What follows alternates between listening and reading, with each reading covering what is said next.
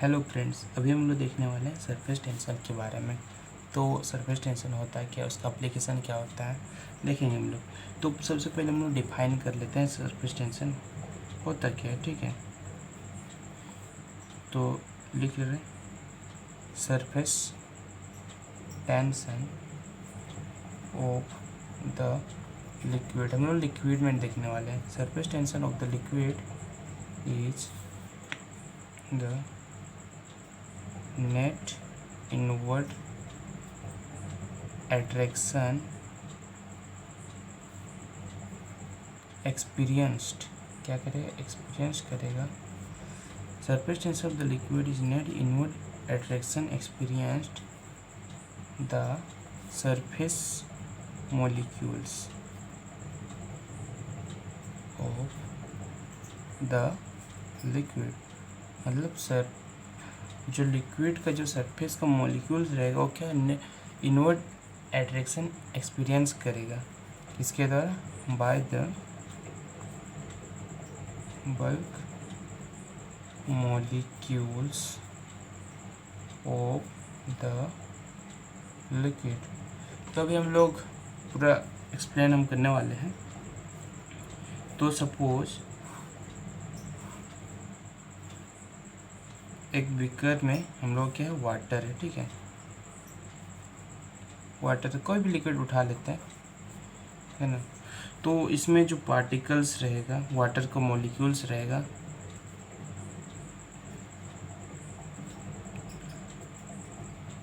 बहुत सारे लेयर में रहेंगे। ठीक है, तो ये सब सारे क्या है, ये सब बल्क वाले मॉलिक्यूल और ये सरफेस का मॉलिक्यूल है। सबसे टॉप वाला वो सरफेस मॉलिक्यूल है और बाकी उसके नीचे वाला बल्क मॉलिक्यूल। तो अभी हम लोग देखने वाले हैं। तो फोर्स एक बल्क एक मॉलिक्यूल उठा लेते हैं, तो ये मॉलिक्यूल इस मॉलिक्यूल से क्या करेगा, इन दोनों के बीच में इंटरएक्शन होगा। तो ये मॉलिक्यूल इस मॉलिक्यूल को अपने ओर खींचेगा, तो फिर ये मॉलिक्यूल भी इस मॉलिक्यूल को अपने ओर खींचेगा। तो यहाँ पर नेट इंटरएक्शन यहाँ पर 0 हो गया। और फिर ये ऊपर मतलब ये नीचे वाला मॉलिक्यूल भी इसको खींचेगा, ये भी खींचेगा। मतलब यहाँ पर फोर्स यहाँ पर देखेंगे तो चारों तरफ से नेट फोर्स यहाँ पर क्या हो जा रहा है, बल्क वाले मॉलिक्यूल पे नेट फोर्स हम लोग का पर 0। अगर हम लोग सरफेस पर अगर देखेंगे, सरफेस मॉलिक्यूल पर देखते हैं, तो नीचे की वजह से उसका फोर्स लगेगा।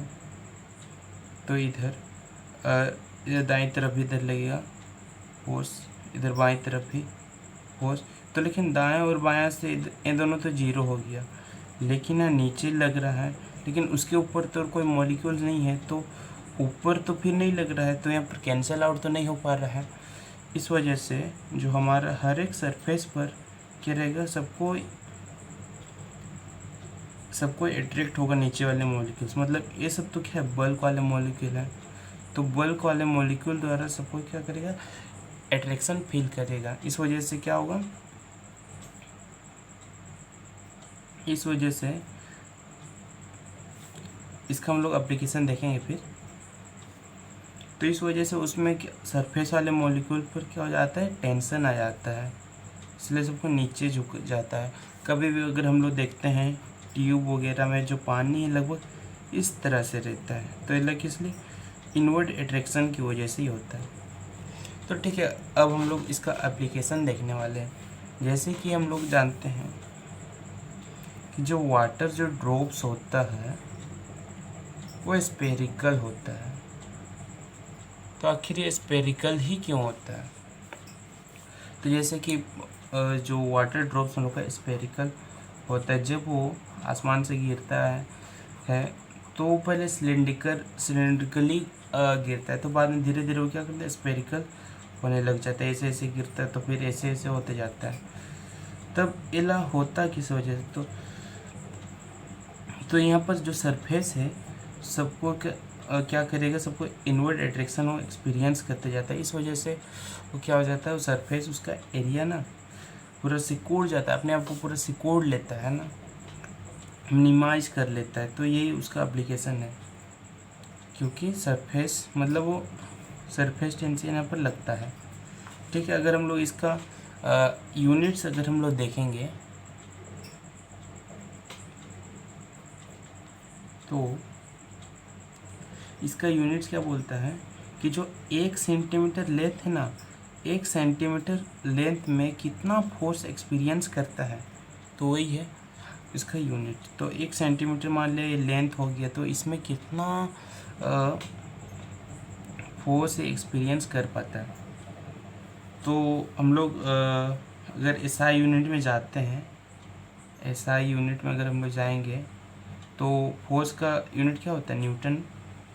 तो अगर हम लोग एसआई यूनिट, तो फिर लेंथ हम लोग क्या लेंगे, 1 मीटर लेंगे, तो इसका क्या हो जाता है, एसआई यूनिट न्यूटन पर मीटर। मतलब कि 1 मीटर लेंथ में कितना न्यूटन ऑफ फोर्स, मतलब कितना फोर्स फील कर पाता है। 1 सेंटीमीटर लेंथ, 1 मीटर लेंथ में कितना सरफेस का मॉलिक्यूल फोर्स एक्सपीरियंस कर पाता है। अगर हम लोग ऐसे CGS यूनिट नॉर्मल यूनिट हो जाता है, यहाँ पर CGS, यहाँ सरफेस टेंशन में CGS यूनिट अक्सर लेते हैं। तो 9 न्यूटन से छोटा फिर होता है डाइन हम लोग क्या लेंगे, पर सेंटीमीटर। मतलब 1 सेंटीमीटर लेंथ में कितना डाइन फोर्स एग्जर्ट करेगा, मतलब वो एक्सपीरियंस करेगा। तो यही हम लोग देखे अभी। तो अगर आपको कुछ डाउट है तो आप बता सकते हैं।